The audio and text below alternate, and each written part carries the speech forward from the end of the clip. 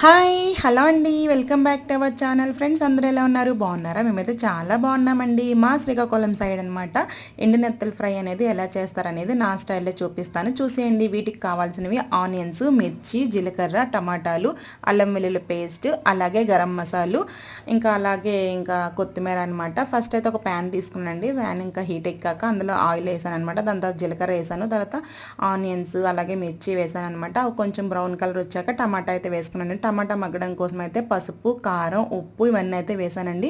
అవి బాగా మగ్గాక ఇంక అందులోనైతే నెత్తళ్ళు అనేది వేసుకున్నాను.